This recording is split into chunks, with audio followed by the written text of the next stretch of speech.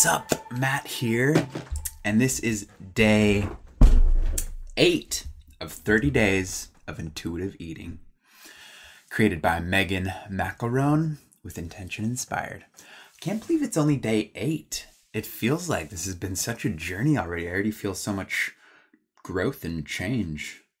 Rock on. Nice work, Megan. So today, with our intention of rested, we're going to learn how poor sleep can make weight loss hard and cause cravings.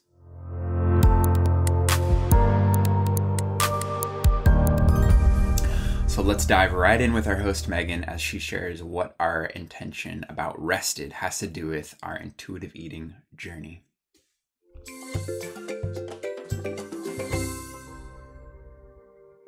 Welcome back to Intuitive Eating Encouraged. Today, our intention is to learn how to rest more.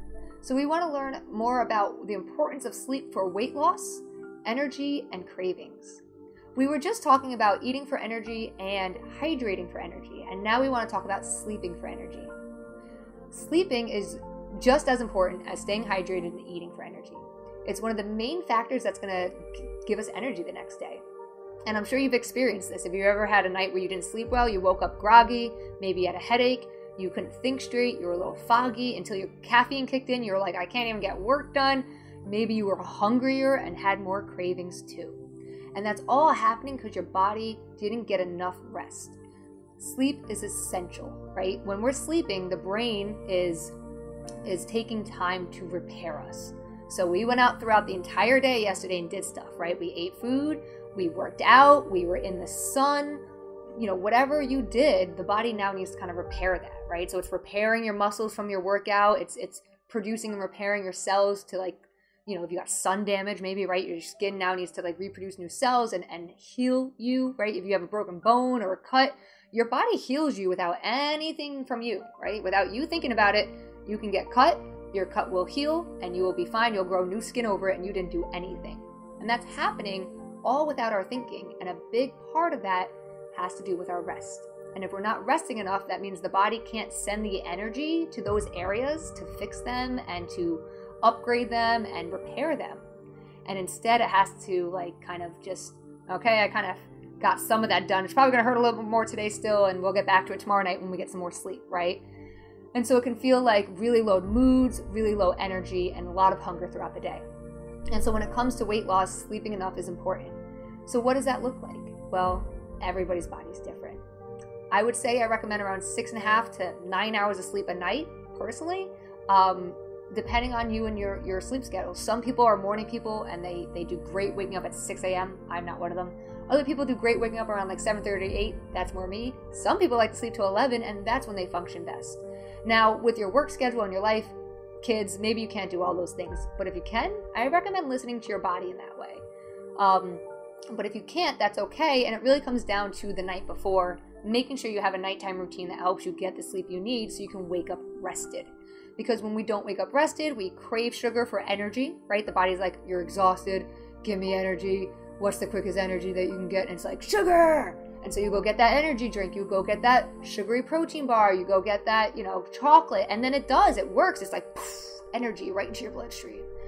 But it only lasts for a little while, right? We call it the blood sugar roller coaster. You'll shoot up blood sugar, and then because it was a quick sugar, your body has already processed it really quickly, and boom, we crash, and then we're tired and we're hungry again.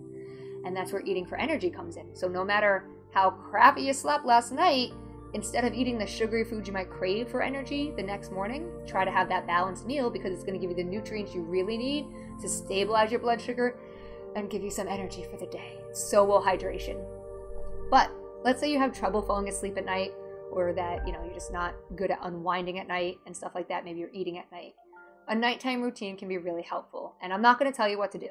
That's just the truth, because I don't live your life. I don't know what your nighttime routine needs to be. Only you know that. But we can make it together. So you probably have something like a morning routine. You get up, you use the bathroom, you brush your teeth, maybe you shower, you have coffee, you have breakfast, and then you go out for work, right? You have a routine. And the same way you have a routine there, we can have a routine at night that you do. And that might look like you eat dinner, you do the dishes, you brush your teeth, you sit down on the couch and you watch TV, and then at a certain time you go to bed, right?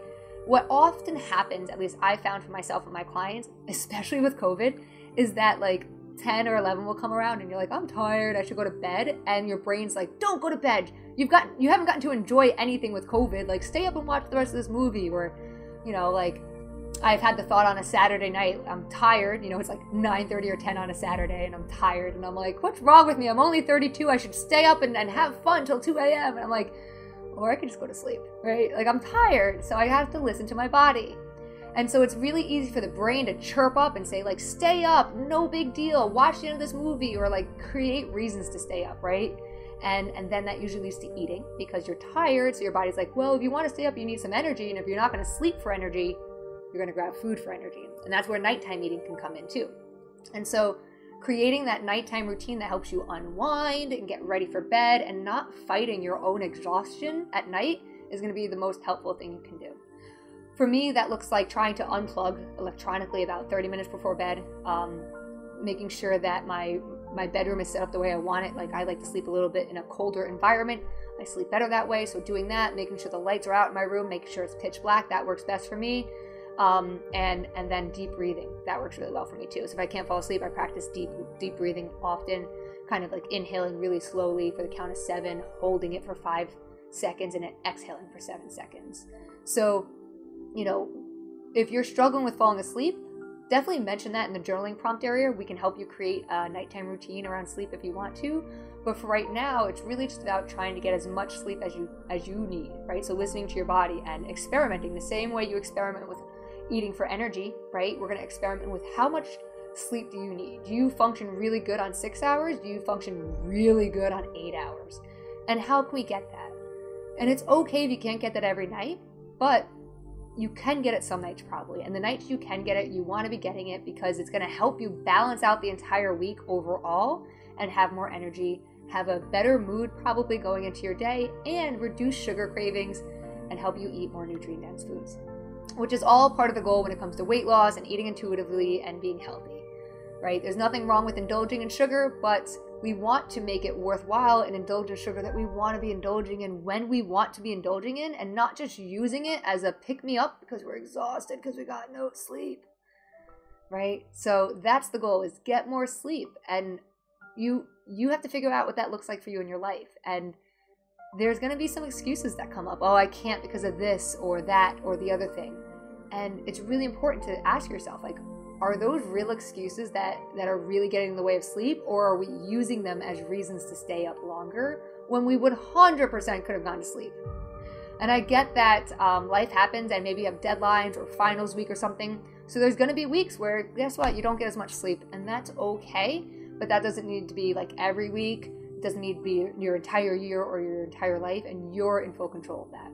So I recommend taking time over the next few days and seeing, how much sleep do you feel best with, and then trying to figure out the nighttime routine that helps you get that much sleep. So if you have to wake up at this time, calculate backwards to when it is you want to be sleeping by, and then try to be in bed about a half hour before that to give yourself time to relax and actually fall asleep. All right, that is the end of this lesson on resting. If you have any questions, you can comment below, and I will see you in the next lesson. Have a great day. Thank you, Meg. That was pretty insightful into rest and the connection to our eating. For me, there's a couple things that I like to do. One thing I've noticed just in being able to go to sleep and wake up whenever I want recently, I've noticed 8 hours is my sweet spot. So I just track that. If I go to bed at midnight, I'm not getting up anytime before 8. Last night I went to bed around 10:30 to 11, got up around 6:30, 7 o'clock. So that was perfect. That's just my cycle. So it is nice to be able to see how long of sleep works for me. And that can always change. So I usually just like to let myself wake up al natural. But you know what? That's not always an option. So 8 hours seems to be a good fix for me. And something that really helps me not continue to snack throughout the night is to brush my teeth sooner.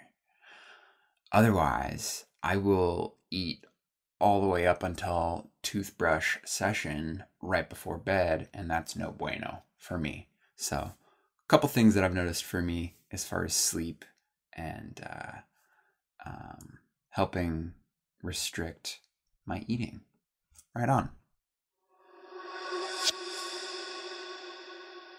All right, diving into our healthy habit for today, which is to drink more water.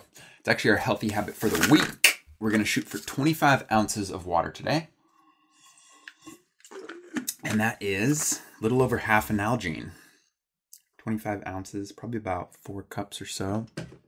And we just keep upping this a little bit. 25 ounces, I should say. Keep upping it a little bit. I think ultimately our goal is going to be around 60 to 65 ounces. But if we just, shoot for a little bit each day. I've been shooting for the whole Nalgene. If I can just drink this down, win. Okay, today's wise words are from Jojo Jensen, who said, "Without enough sleep, we all become tall 2-year-olds." So true.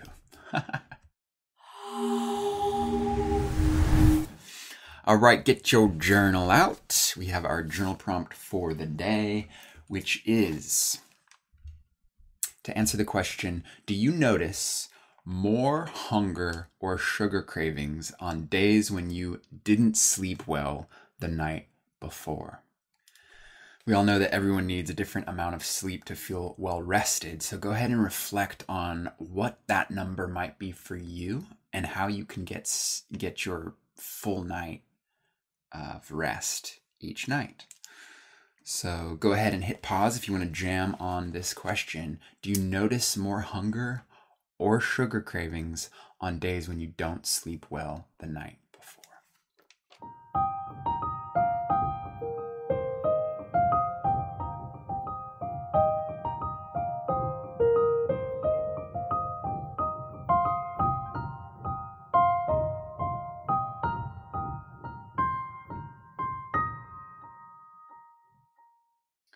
So for me, when I am well rested, I am more resourced to tackle the day. I feel more alert and I feel more grounded in my emotions. I feel more clear-headed, and all of which provide stronger willpower and mindfulness to practice these healthy habits, along with more attunement to what my body is saying. Bring on the sleep.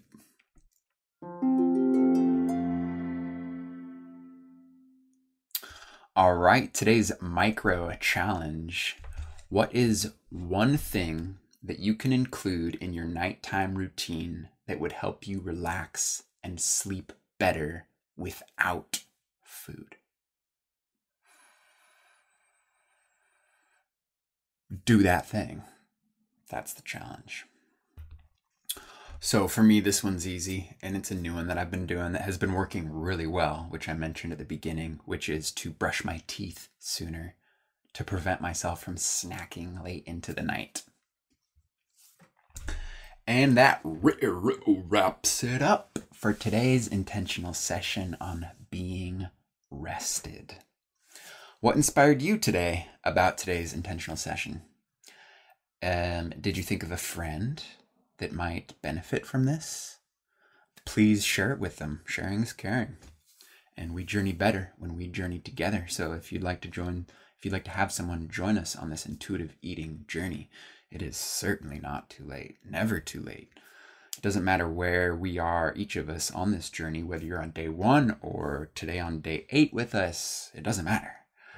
Whatever matters, what does matter is that we're showing up and just making these small steps towards our intuitive eating journey. So thank you so much for joining. If you'd like to connect with a community who is moving through this journey together, and there's a link in the description. You can come join us on our platform. It is fun stuff. I just found this lens. Let's see what it looks like. I'm so curious. I'm gonna hold it up to the camera. Is that trippy or what? Whoa.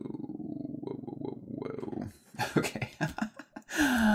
All right. Well, I hope you are inspired to get a bit more rest and relax. relaxation in your day today.